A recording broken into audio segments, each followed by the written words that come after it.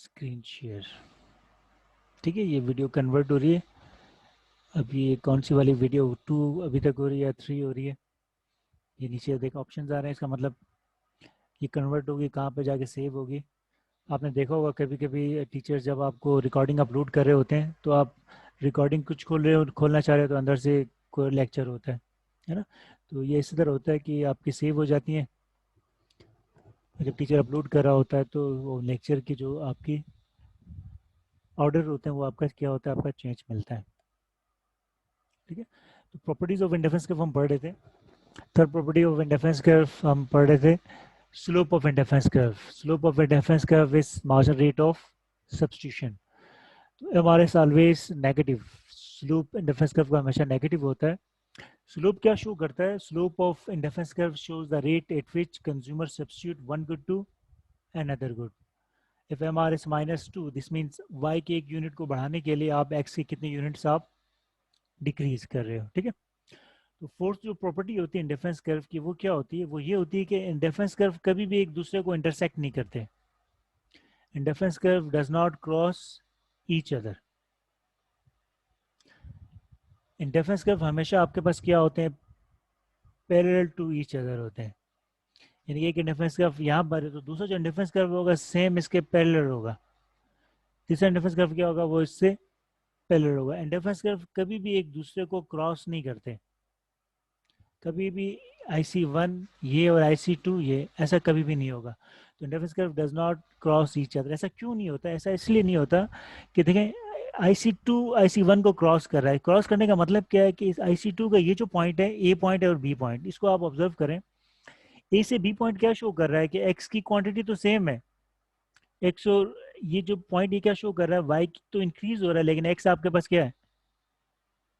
Y आपका same है, x आपका क्या हो रहा है? इंक्रीज हो रहा है। तो इंडिफरेंस कर्व में ऐसा कोई पॉइंट ही नहीं होता जिसके अंदर एक इंक्रीज हो दूसरा आपका इंक्रीज ना हो, क्योंकि इंडिफरेंस कर्व का स्लोप हमेशा क्या होता है? नेगेटिव होता है। एक बढ़ाओगे तो दूसरा आपका क्या होगा? कम होगा। तो इंडिफरेंस कर्व आप अगर आप एमआरएस के थ्रू बना रहे हो तो एमआरएस सबके अगर नेगेटिव है तो कभी भी इंडिफरेंस कर्व दूसरे इंडिफरेंस कर्व को क्रॉस नहीं करता। तो indifference curve does not cross each other. ठीक है, देखें indifference curve for extreme cases. Extreme cases में इंडिफरेंस कर्व की शेप्स क्या होती हैं? एक्सट्रीम केस का मतलब क्या है? अगर मैं आपसे कहूँ कि एक्स और वाई जो दो गुड्स हैं, ये दोनों गुड एक दूसरे के क्या है? सब्स्टिट्यूट है। सब्स्टिट्यूट मीन्स वाई एक्सिस में आपके पास क्या है? पेप्सी है, और एक्स एक्सिस में आपके पास क्या है? कोका कोला है। अगर ये दोनों गुड एक दूसरे के सब्स्टिट्यूट हैं तो इसका मतलब क्या हुआ? जो इंडिफरेंस कर्व की शेप होगी वो कैसे होगी? सब्स्टिट्यूट टू ईच अदर ना। This mean X and Y both are substitute to each other. In case of substitute goods, shape of interference curve क्या होगी? चलें, अब तो परमिशन नहीं मांग रहा ना, आप डायरेक्टली आप आ रहे हो। ठीक है, देखें पेप्सी एंड कोका कोला दोनों आपके सब्स्टिट्यूट गुड्स हैं। अगर आप सब्स्टिट्यूट गुड का इंटरफेरेंस कर्व बनाओगे तो इंटरफेरेंस कर्व की जो शेप होगी वो नॉर्मल शेप की तरह नहीं होगी। क्यों नहीं होगी? ये आपके पास क्या है? ये एक्सट्रीम केस है। एक्सट्रीम केस का मतलब क्या होता है? इनका बिहेवियर हम नॉर्मल बिहेवियर से क्या होता है? डिफरेंट होता है। या तो आप पेप्सी कंज्यूम करोगे या तो आप क्या कंज्यूम करोगे? Coca Cola. तो कोई भी रैशनल इंडिविजुअल पेप्सी और कोका कोला दोनों को एक साथ कंज्यूम नहीं करेगा ना। इसका मतलब क्या हुआ कि आपने तो इंटरफेरेंस का बनाना है तो एक पॉइंट तो आपका ए होगा। अगर पेप्सी आप कंज्यूम करोगे तो कोका कोला क्या होगा? आपका जीरो होगा। और अगर आप कोका कोला कंज्यूम करोगे तो पेप्सी आपका क्या होगा? जीरो। तो अगर गुड्स आपके सब्स्टिट्यूट्स हैं और आप इंटरफेरेंस कर्व बनाना ही आपने है तो इंटरफेरेंस कर्व की शेप क्या होगी? Like linear demand curve. तो if both good are substitute तो शेप ऑफ इंडिफरेंस कर्व क्या होती है? इस शेप के अंदर होती है। लीनियर आपके पास क्या होता है? एक डिमांड कर्व बन जाता है। ठीक है, if both goods are complement, अगर दोनों गुड्स आपके कॉम्प्लीमेंट्स हो तो इंडिफरेंस कर्व की शेप क्या होती है? अगर एक्स और वाई दोनों आपके क्या हो? कॉम्प्लीमेंट। कॉम्प्लीमेंट का मतलब क्या है कि ये आपके पास क्या है? कार है और ये आपके पास क्या है? फ्यूल है। तो इसका मतलब क्या हुआ? इसका मतलब ये हुआ आपने ड्राइविंग के लिए कार और फ्यूल दोनों को आपने क्या करना है? परचेज करना है। बगैर फ्यूल के कार आप चला नहीं सकते और बगैर फ्यूल के कार बगैर कार के आपके पास फ्यूल की कोई वैल्यू नहीं। इसका मतलब क्या है कि आपने अगर ड्राइविंग करनी है तो ये एक स्पेसिफिक बेंचमार्क क्वांटिटी होती है, ये क्वांटिटी तो आपने परचेज करनी है। इसका मतलब क्या है कि ये एक कार है, उसके साथ ये आपके पास क्या है, एक ये आपका फ्यूल है, बेंचमार्क फ्यूल है।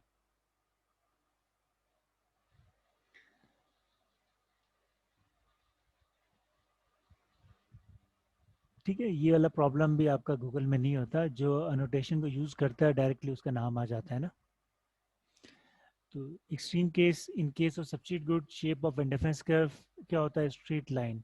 अगर दोनों गुड्स आपके कॉम्प्लीमेंट हों, तो in case of complementary goods indifference curve की शेप क्या होती है, इंडिफरेंस कर्व की शेप होती है आपकी एल शेप के अंदर होती है।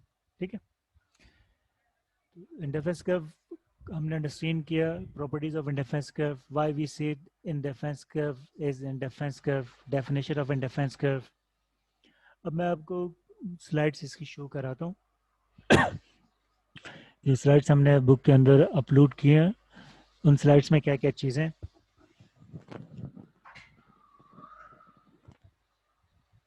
फिर इस टॉपिक को हम वाइंड अप करते हैं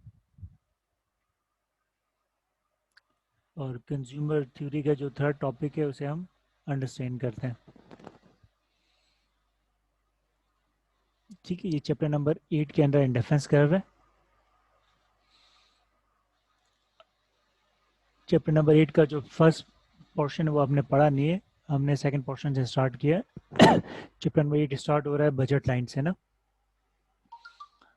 हमने स्टार्ट किया है यूटिलिटी एंड कंज्यूमर थ्योरी से, क्योंकि इस तरह स्टार्ट करने से अंडरस्टैंडिंग क्या होती है आपकी बेटर होती है। ठीक है, ये चैप्टर नंबर 8 है आपका। इसकी स्लाइड्स भी मैंने अपलोड कर दी है, और आपके जो बुक का जो चैप्टर नहीं है उसको मैंने अलग से क्रॉप करके वो मैंने अपलोड कर दिया। तो चैप्टर नंबर 8 में शुरू में कंजम्पशन पॉसिबिलिटी कर्व है, ये हम नेक्स्ट क्लास अभी स्टार्ट करेंगे। सर आपने एलएमएस पे तो चैप्टर 7 अपलोड किया है। चैप्टर 7 किया है, चलो मैं 8 भी कर दूंगा। चैप्टर 7 आपका क्या है, ये बजट लाइन है ना, यानी पहले हमने चैप्टर 8 के टॉपिक्स पढ़ने हैं फिर 7 पे आना है ना, क्योंकि ये इंडिफरेंस कर्व से पहले अगर आप ये चीज़ें पढ़ लो ना तो आपका अंडरस्टैंडिंग लेवल नहीं होता। ठीक है, चैप्टर 8 का हमने यहाँ से स्टार्ट किया है, इंडिफरेंस कर्व से हमने स्टार्ट किया है। ठीक है, तो यहाँ पर देखें इंडिफरेंस कर्व किस तरह बनाया जाता है, सी पॉइंट। ठीक है, इंडिफरेंस कर्व आपको गिवन हो, इस इंडिफरेंस कर्व के ऊपर का एरिया आपके रेंज में नहीं है, नीचे वाला आपका क्या होता है, नॉट प्रेफर्ड होता है। ऊपर वाला मतलब क्या है, इस इंडिफरेंस कर्व से ऊपर जितने भी एरिया है उसके अंदर आपकी यूटिलिटी क्या है, ज़्यादा है। इस इंडिफरेंस कर्व से बिलो का मतलब क्या है कि आपकी यूटिलिटी क्या होगी, कम। तो बिलो आप प्रेफर नहीं करते, अब आप प्रेफर करते हो। ठीक है, अभी हमने अंडरस्टैंड किया कि indifference curve far from origin is better. जो ओरिजिन से जितना ऊपर होगा वो आपको क्या दे रहा होगा, ज़्यादा यूटिलिटी दे रहा होगा। ठीक है, तो इंडिफरेंस कर्व 1 है, 2 है, 3 है, जो 3 इंडिफरेंस कर्व है वो आपको क्या देगा, बेटर यूटिलिटी देगा। ठीक है, तो स्लोप ऑफ इंडिफरेंस कर्व आपका क्या होता है, मार्जिनल रेट ऑफ सब्स्टिट्यूशन, ये किस तरह ड्राइव करते हैं, और एम आर एस क्या आपको बता रहा होता है। ठीक है, इंडिफरेंस कर्व की शेप क्या होती है, और इंडिफरेंस कर्व हमेशा आपका क्या होता है, नेगेटिव होता है। नेगेटिव क्यों होता है कि आप एक गुड को इंक्रीज कर रहे हो तो दूसरा गुड आपका क्या होता है, डिक्रीज होता है। ठीक है, तो ये कंज्यूमर इक्विलिब्रियम है, ये हम अंडरस्टैंड करेंगे बजट लाइन से के बाद। ठीक है, तो हमने इंडिफरेंस कर्व पढ़ा। अब चैप्टर नंबर 7 के अंदर यूटिलिटी है ना, चैप्टर नंबर 7 आपके साथ शेयर करता हूँ कि चैप्टर नंबर 7 के किन किन टॉपिक्स को आपने डिस्कस करना है। ठीक है, तो ये चैप्टर नंबर 7 है, इसके अंदर जो चीज़ें हैं वही मैंने आपके साथ डिस्कस की हैं। सिर्फ बजट लाइन हमने डिस्कस नहीं किया, ये हम अभी डिस्कस करेंगे क्योंकि इसको बाद में पढ़ना होता है, बुक में सीक्वेंस थोड़ा सा चेंज है। ठीक है, प्रेफरेंसेस क्या होती हैं, what is utility, what is total utility, ये हमने डिस्कस किया। टोटल यूटिलिटी ग्राफ इस तरह बनाया जाता है। ठीक है, हमने टोटल यूटिलिटी का कर्व बनाया था, उसको हमने कंपेयर किया था मार्जिनल यूटिलिटी से, what is marginal utility, what is diminishing marginal utility. ठीक है, तो लेक्चर के बाद आप स्लाइड्स को देखोगे तो स्लाइड्स आपको अच्छे से अंडरस्टैंड होगी। तो ये ग्राफ की चीज़ क्या है, मार्जिनल यूटिलिटी ग्राफ है ना, more unit consume, marginal utility tends to decrease. ठीक है, व्हाट इज मार्जिनल यूटिलिटी, और उसके बाद यहाँ पर एक टॉपिक है यूटिलिटी मैक्सिमाइजेशन। ठीक है, यूटिलिटी मैक्सिमाइजेशन हम इस तरह भी अंडरस्टैंड किया जाता है, लेकिन मैं आपको इन डिफरेंस के अप्रोच से पहले समझाऊंगा, फिर मैं इस टॉपिक के ऊपर आऊँगा। ठीक है, यहाँ से भी बहुत ईजी है, लेकिन उस मेथड से हम अंडरस्टैंड करेंगे तो और ज़्यादा बेटर होगा। तो इन स्लाइड्स में अंदर आपने क्या देखना है, आपने यूटिलिटी देखना है, law of diminishing margin utility, और चैप्टर नंबर 8 में आपने क्या देखना है, इंडिफरेंस कर्व। ठीक है, अब हम आते हैं बजट लाइन के ऊपर। ये बजट लाइन क्या होता है और कंजम्पशन पॉसिबिलिटी कर्व क्या होता है, इसको हम अंडरस्टैंड करते हैं। व्हाट इज बजट लाइन, और बजट लाइन को हम कंजम्पशन पॉसिबिलिटी कर्व क्या कहते हैं। ठीक है, देखें एनी क्वेश्चन, आप में अभी तक कोई क्वेश्चन आपने करना है, हमने डिफरेंस कर्व कंप्लीट किया, इसमें कोई क्वेश्चन आपने करना है?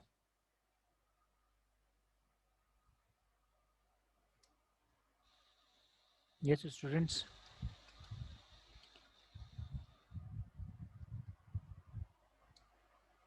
यस एनी क्वेश्चन, कोई क्वेश्चन करना आपने? देखें ऑनलाइन जो क्लास लेने का मतलब ये है कि आपकी जो ज़्यादातर स्टूडेंट्स हैं, आपकी जो आपकी मेजोरिटी है, उनको बेनिफिट हो ना।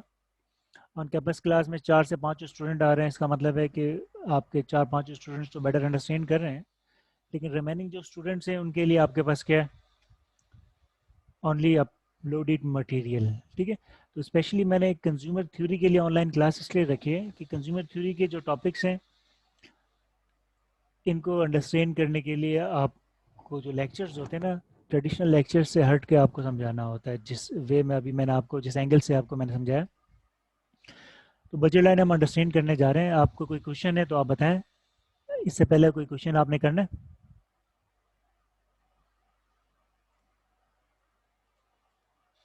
देखें इंडिफरेंस कर्व क्या शो कर रहा होता है, इंडिफरेंस कर्व सेटिस्फेक्शन शो कर रहा होता है।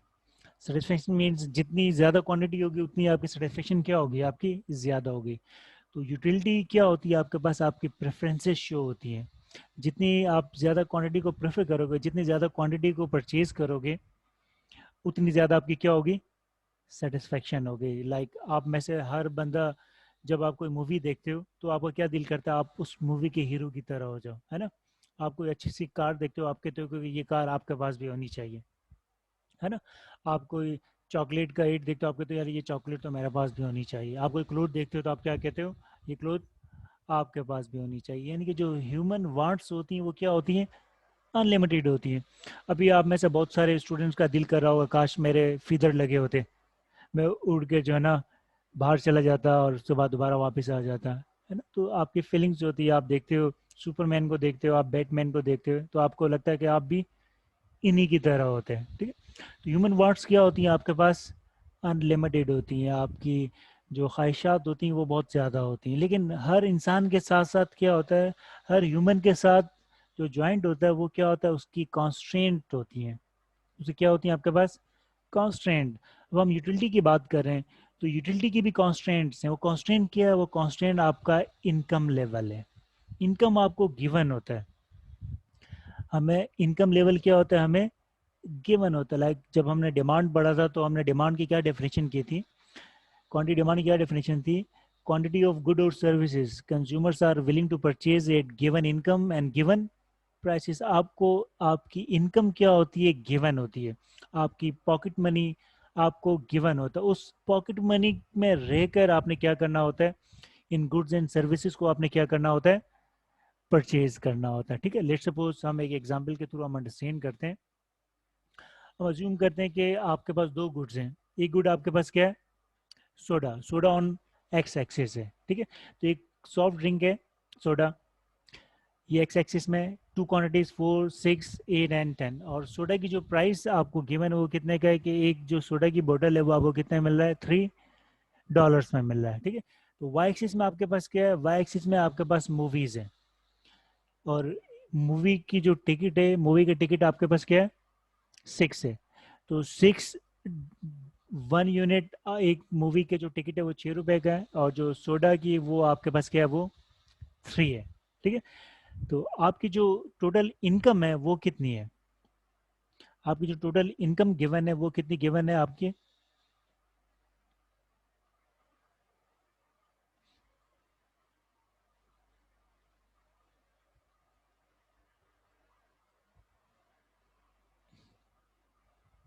ठीक है। आपकी इनकम कितनी है? 30 आपकी क्या है आपके पास? 30 आपकी इनकम है। चलें, इस ग्राफ में समझ में नहीं आएगा, मैं आपको मैनुअल ग्राफ बनाता हूँ और एग्जाम्पल हम चेंज करते हैं, ठीक है। बुक्स डेफिनेटली क्या होती हैं आपके पास, फॉरेनर ऑथर की बुक्स होती हैं, उनकी एग्जाम्पल्स उनकी अपनी सोसाइटी के थ्रू होती है ना, तो हमें अपनी एग्जाम्पल्स के थ्रू पढ़ाना होता है ताकि हर स्टूडेंट समझ सके ना। हमें बहुत सारे स्टूडेंट्स को पता नहीं होगा सोडा क्या होता है ना। बहुत सारे स्टूडेंट्स को पता नहीं होता कि हम तो साल में एक बार जाके सिनेमा मूवी देखते हैं। ये बुक्स एग्जाम्पल में क्यों इतना दिया जाता है कि प्रेफर किया जाता है मूवीज़ को। तो आपकी इनकम कितनी? 100 है। आपके पास दो गुड्स हैं। एक गुड आपके पास क्या? वाई गुड है। लेट्स सपोज वाई गुड आपके पास क्या है? पेप्सी है। ठीक है। तो पेप्सी की प्राइस क्या है आपकी? पेप्सी की प्राइस क्या है? 3 है। और इस तरफ आपके पास क्या है? आपके पास कोल्ड ड्रिंक है। ठीक है। और कोल्ड ड्रिंक की प्राइस क्या है? नहीं, पेप्सी कोल्ड ड्रिंक, यहाँ आपका बर्गर है ना। तो एक्स एक्सिस में आपके पास क्या है? बर्गर है। और वाई एक्सिस में आपके पास क्या है? पेप्सी है। बर्गर की प्राइस क्या है? बर्गर की प्राइस 6 है। और आपकी इनकम क्या है? इनकम भी हम कम कर देते हैं ताकि आपको कैलकुलेशन में ज़्यादा प्रॉब्लम ना हो। इनकम आपकी कितनी है? 20 आपकी इनकम है। ठीक है। यानी आपकी पॉकेट मनी 20 है, और इस 20 से आप पेप्सी भी परचेज कर सकते हो और बर्गर भी परचेज कर सकते हो। ठीक है। अब हम यहाँ पर आपका कंजम्पशन पॉसिबिलिटी कर्व हम बनाते हैं। देखें, इसको ओरिजिन कहा जाता है। ठीक है। अगर ये ओरिजिन है, इसका मतलब क्या है कि इस पॉइंट पे बर्गर भी क्या है? 0 है, और पेप्सी भी क्या है आपके पास? 0 है। अगर मैं आपसे कहूँ कि अगर आप बर्गर को परचेज ना करो, सिर्फ आप पेप्सी परचेज करो, तो आप पेप्सी के कितने क्वांटिटीज परचेज कर सकते हैं? आप पेप्सी की कितनी क्वांटिटीज परचेज कर सकते हैं 20 रुपीज़ में? इसका आंसर आपको कौन देगा? ये आपके पास क्वांटिटी ऑफ पेप्सी है ना, क्यों पी। पेप्सी की कितनी क्वांटिटीज परचेज कर सकते हो? आप क्या निकालोगे? आप अपनी रियल इनकम टूवर्ड्स पेप्सी निकालोगे। जब भी हम रियल इनकम निकाल रहे होते हैं तो रियल इनकम का मतलब क्या होता है? Income divide by prices, price of Pepsi. तो पेप्सी को परचेज करने के लिए आपकी रियल इनकम क्या है? इसका आंसर हमें क्या देगा? Income divide by price of Pepsi. तो इनकम आपकी 20 है, पेप्सी की प्राइस क्या है? पेप्सी की प्राइस क्या है? 3 पेप्सी की प्राइस है। अगर आप बर्गर परचेज ना करो और सिर्फ पेप्सी परचेज करो, तो पेप्सी के मैक्सिमम कितने यूनिट्स परचेज कर सकते हो? 20 डिवाइड बाई 3। तो कितने यूनिट परचेज कर सकते हो? पेप्सी की कितनी क्वांटिटीज आपके पास आ रही है? 6। 6 पॉइंट समथिंग आ रही है ना। 3 6 18 होता है ना। तो 6 पॉइंट कुछ आप कर लें और राउंड करके आपने 6 कर दिया, तो आप 6 पेप्सी की कितनी क्वांटिटी परचेज कर सकते हो? 6 आप कर सकते हो। ठीक है। तो ये आपका क्या हो गया? ए पॉइंट हो गया।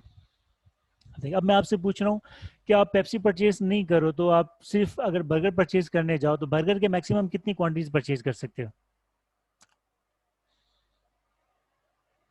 आप क्या करो, बर्गर के लिए आप अपनी रियल इनकम निकालोगे, यानी आपकी जो बर्गर को 3। परचेज करने की आपकी परचेजिंग पावर क्या है? Income divide by price of burger. तो 20 डिवाइड बाय 6, तो ये आपके पास कितना आ जाएगा? 3 पॉइंट कुछ आ जाएगा। तो हमने राउंड करके ये क्या कर दिया? 3 कर दिया। यानी कि ये जो बी पॉइंट है, बी पॉइंट क्या शो कर रहा है? बी पॉइंट शो कर रहा है कि आपने बर्गर की क्वांटिटी कितनी ली है? 3। और पेप्सी की क्वांटिटी कितनी है? पेप्सी 0 लगे तो बर्गर आप 3 ले सकते हो। और ए पॉइंट क्या शो कर रहा है? ए पॉइंट शो कर रहा है कि आपने जो पेप्सी ली है वो 6 आप मैक्सिमम ले सकते हो। जब कब ले सकते हो? जब बर्गर की क्वांटिटी आपके पास क्या हो? 0। ए पॉइंट पे भी आपकी इनकम 100% यूज हो रही है, बी पॉइंट पे भी अब इनकम क्या हो रही है? 100% यूज हो रही है। अब देखिए, मैं ए और बी पॉइंट को ज्वाइन करता हूँ तो मेरे पास एक स्ट्रेट लाइन, एक कर्व आता है। ये एक मेरे पास एक कर्व आता है। अब देखिए, ये जो कर्व है, ये कर्व क्या शो करता है? ये कर्व क्या शो कर रहा है? अगर मैं कहूँ कि ये मेरे पास एक सी पॉइंट है, तो सी पॉइंट क्या शो कर रहा है? सी पॉइंट शो कर रहा है कि इस पॉइंट के ऊपर अगर मेरी इनकम 20 हो तो पेप्सी की इतनी क्वांटिटीज ले सकता हूँ और बर्गर की इतनी क्वांटिटीज ले सकता हूँ। इसी तरह एक पॉइंट ये भी है। ये पॉइंट क्या शो कर रहा है? ये डी पॉइंट, ये डी पॉइंट क्या शो कर रहा है कि मैं पेप्सी की अगर ये क्वांटिटी लूंगा तो मैं बर्गर की ये क्वांटिटीज परचेज कर सकता हूँ। इसी तरह ये आपके पास क्या है? ये आपका एफ पॉइंट है। एफ पॉइंट क्या शो कर रहा है? अगर मैं एक पेप्सी लूंगा तो बर्गर की ये क्वांटिटीज मैं लूंगा, ठीक है। इसी तरह एक पॉइंट आपके पास क्या है, टी है। तो टी पॉइंट क्या शो कर रहा है, अगर मैं बर्गर की एक क्वांटिटी लूंगा तो पेप्सी की कितनी क्वांटिटीज परचेज करूंगा, ठीक है। तो अब देखें, मैं आपसे कहूँ कि ये जो लाइन है, इस लाइन को क्या कहा जाता है, इस लाइन को कहा जाता है बजट लाइन कहा जाता है।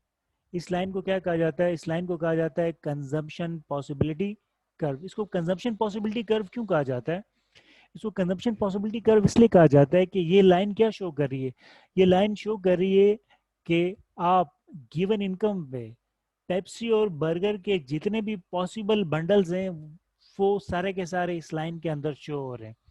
अगर आप सिर्फ पेप्सी परचेज करोगे तो ये बंडल है, अगर आप एक बर्गर परचेज करोगे तो कितने पेप्सी परचेज कर सकते हो, अगर आप दो बर्गर परचेज करते हो तो कितनी पेप्सी परचेज कर सकते हो, अगर आप पेप्सी जीरो कर दो तो मैक्सिमम बर्गर आप कितने परचेज कर सकते हो, अगर आप पेप्सी एक करोगे तो बर्गर कितने परचेज कर सकते हो। यानी कि ये जो लाइन है, ये लाइन क्या शो करती है, ये लाइन शो कर रही होती है कंज्यूमर लिमिट्स को शेक कर रही होती है। ये लाइन क्या शो कर रही होती है, कंज्यूमर कॉन्स्ट्रेंट को शो कर रही होती है। ये लाइन क्या शो करती है, ये लाइन शो करती है कंज्यूमर के वो सारी पॉसिबल कंजप्शन पॉसिबिलिटीज, ठीक है, जो वो अपनी गिवन इनकम पे परचेज कर सकता है। तो कंजप्शन पॉसिबिलिटी कर्व भी इसे कहा जाता है और बजट लाइन भी इसे कहा जाता है। तो बजट लाइन और कंजम्पशन पॉसिबिलिटी कर्व क्या शो करता है, ये कर्व शो कर रहा होता है कि all possible consumption bundles consumer can purchase at given prices and given income.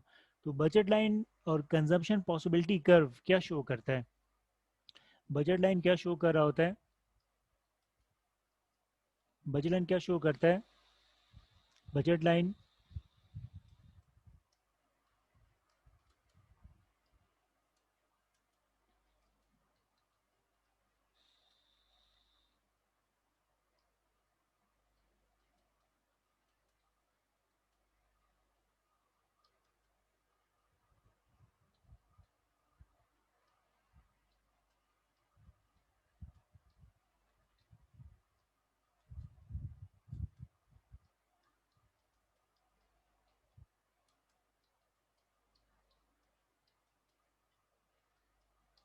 ठीक है।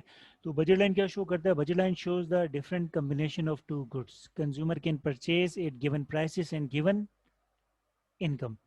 यानी गिवन इनकम और गिवन प्राइसेस पे बर्गर और टैक्सी के जितने भी पॉसिबल कम्बिनेशन है वो सारे के सारे कम्बिनेशन आपको इस लाइन के ऊपर शो हो रहे हैं।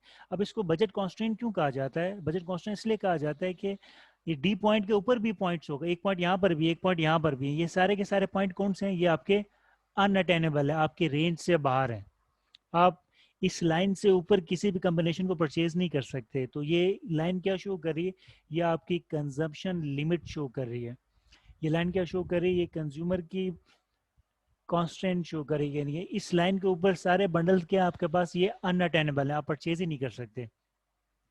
लेकिन इस लाइन के अंदर जितने भी पॉइंट्स हैं वो सारे के सारे आपके अटेनेबल हैं। लेकिन आप इन लाइंस को, ये जो अफोर्डेबल पॉइंट्स हैं, इन पॉइंट्स को आप नहीं करते, आप ऑन द लाइन जितने भी पॉइंट्स हैं आप उनमें से किसी पॉइंट को प्रेफर करते हो। क्यों प्रेफर करते हो, क्योंकि A B C D E और एफ ये पॉइंट क्या शो कर रहे हैं, इन तमाम पॉइंट के ऊपर आप अपनी इनकम को 100% यूटिलाइज कर रहे हो। यानी आपकी जो 30 इनकम थी, 30 इनकम में से या सिर्फ आप सोडा ले सकते हो या सिर्फ आप मूवीज आप देख सकते हो। सोडा और मूवीज दोनों लेनी है तो बी पॉइंट क्या शो कर रहा है, आप 8 सोडा और एक मूवी। सी पॉइंट क्या शो कर रहा है, 6 सोडा और 2 मूवीज। ई पॉइंट क्या शो कर रहा है, 4 मूवीज और 2 सोडास। एफ पॉइंट क्या शो कर रहा है, सोडा जीरो है, आप 5 मूवीज देख सकते हो, ठीक है। तो इस लाइन के ऊपर जितने भी पॉइंट्स हैं ये अफोर्डेबल भी और इफिशिएंट हैं। लाइन से बिलो जितने भी पॉइंट्स हैं वो अफोर्डेबल तो हैं लेकिन इफिशिएंट नहीं है, क्योंकि आपकी जो इनकम है 100% यूटिलाइज नहीं हो रही है। इस लाइन के ऊपर जितने भी पॉइंट्स हैं वो सारे के सारे क्या है, अनअफोर्डेबल है, आपकी बजट लाइन से डिस्टेंस पर है। तो ये जो बजट लाइन होती है ये क्या शो करती है, ये बजट लाइन क्या शो कर रही होती है, ये शो करती है कि कंज्यूमर की परचेजिंग पावर कितनी, कंज्यूमर अपनी गिवन इनकम के ऊपर कितने गुड्स को परचेज कर सकते हैं। तो बजट लाइन क्या शो कर रहा होता है, कम्बिनेशन ऑफ टू गुड्स। और budget line shows house hold all consumption possibilities. इसीलिए बजट लाइन को क्या कहा जाता है, बजट लाइन को कंजप्शन पॉसिबिलिटी कर्व भी कहा जाता है। ठीक है। तो बजट लाइन को कंजम्पशन पॉसिबिलिटी कर्व भी कहा जाता है। और रियल इनकम क्या होता है? रियल इनकम आपकी परचेजिंग पावर बता रही होती है। किसी भी प्रोडक्ट की रियल इनकम निकालनी हो, यानी कि इस प्रोडक्ट की कितनी क्वांटिटीज आप परचेज कर सकते हो, तो हम क्या करते हैं, हम उस इनकम को डिवाइड कर देते हैं उस प्रोडक्ट की प्राइस से। तो हमारे पास क्या आ जाता है, हमें उस प्रोडक्ट की रियल इनकम आ जाती है। यानी कि इनकम डिवाइड बाय प्राइस हमारी क्या होती है? Real income. तो रियल इनकम से हमने ग्राफ को ड्रॉ किया कि अगर एक प्रोडक्ट जीरो हो तो दूसरी प्रोडक्ट की मैक्सिमम हम कितनी क्वांटिटीज ले सकते हैं। दूसरी प्रोडक्ट आपकी जीरो हो तो उस प्रोडक्ट की हम कितनी क्वांटिटीज कंज्यूम कर सकते हैं। देखें, अब हम आते हैं चेंजेस इन बजट लाइन। अब बजट लाइन आपकी शिफ्ट भी होगी, बजट लाइन आपकी रोटेट भी होगी। अब इनकम आपकी 30 थी, मैं कहूँगा आपकी इनकम बढ़ गई। 30 से कितनी होगी आपके पास? इनकम आपकी 42 हो गई। तो इनकम 42 होगी, इसका मतलब क्या है, आप सोडा भी ज़्यादा परचेज कर सकते हो और मूवीज़ भी आप ज़्यादा वॉच कर सकते हो। तो इनकम इंक्रीज होने से बजट लाइन पे क्या इम्पैक्ट होता है? Budget line parallel shift rightward. और इनकम अगर आपकी डिक्रीज हो जाए, इसका मतलब क्या है कि आपकी जो बजट लाइन है वो क्या हो जाएगी? बजट लाइन पैरेलल शिफ्ट हो जाएगी आपकी लेफ्टवर्ड। तो इनकम इंक्रीज और डिक्रीज, बजट लाइन क्या होती है? पैरेलल शिफ्ट टू राइट और left. Income increase, budget line shift rightward. ऐसा क्यों होता है? क्योंकि इनकम बढ़ने से ये जो आपका अफोर्डेबल पार्ट था वो क्या हो जाएगा आपका? इंक्रीज हो। पहले आपकी इनकम 30 थी, ये लाइन आपकी थी अफोर्डेबल, इससे ऊपर क्या थे आपके? अनअफोर्डेबल। अब जब आपकी इनकम इंक्रीज होगी तो हर गुड के लिए आपकी रियल इनकम क्या हो जाएगी? बढ़ जाएगी। अब आप सोडा भी ज्यादा परचेज कर सकते हो और मूवीज भी आप ज्यादा परचेज कर सकते हो। तो इसका मतलब क्या है कि आपकी income increase, budget line parallel shift rightward. And income decrease का मतलब क्या है? अगर 30 से 20 हो जाए, दिस मीन्स आपकी जो बजट लाइन है वो क्या हो जाएगी? Parallel shift leftward. तो income level change, budget constant, budget line आपका क्या हो जाएगा? Parallel shift rightward. अब हम आते हैं, अगर प्राइसेस चेंज हो जाए तो बजट लाइन पे क्या इम्पैक्ट होता है। अगर प्राइसेस चेंज हो जाए तो बजट लाइन पे क्या इम्पैक्ट होगा, ये हम डिस्कस करते हैं। ठीक है। इनकम को जो हमने चेंज किया तो इसका मतलब क्या था? इनकम चेंज, प्राइसेस आपकी सेम थी, चेंज नहीं हुई थी। अब अगर हम प्राइस को चेंज कर रहे हैं तो दिस मीन्स अब आपकी जो इनकम लेवल है वो क्या होगी आपके पास? वो सेम रहेगी। तो इनकम लेवल सेम और अब प्राइसेस आपकी क्या हो रही है? इंक्रीज हो रही है। तो क्या इम्पैक्ट होता है ये हम डिस्कस करते हैं। ठीक है। तो अगर सोडा की प्राइस बढ़ेगी तो इसका मतलब क्या है कि अब हम सोडा की जो रियल इनकम होगी हमारी वो कम हो जाएगी।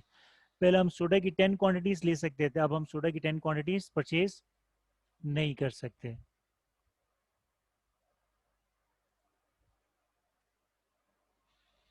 ठीक है। अगर हम यहीं पे एग्जांपल ले लें, प्राइस ऑफ पेप्सी पहले 3 थी, प्राइस ऑफ पेप्सी 4 हो जाए, अगर 4 हो जाए तो अब हम पेप्सी की मैक्सिमम क्वांटिटी 6 नहीं ले सकते। पेप्सी कितनी क्वांटिटी ले सकते हैं हम? कम क्वांटिटीज लेंगे।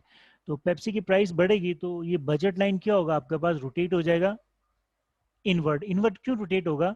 इसलिए रोटेट होगा कि प्राइस पेप्सी की बढ़ी है, बर्गर की प्राइस थोड़ी बढ़ी है। हम एक ही करके बढ़ाएंगे, दोनों की प्राइस तो नहीं बढ़ा रहे ना एक साथ। अगर बर्गर की प्राइस सेम है और पेप्सी की प्राइस बढ़ जाए तो बजट लाइन क्या होगा?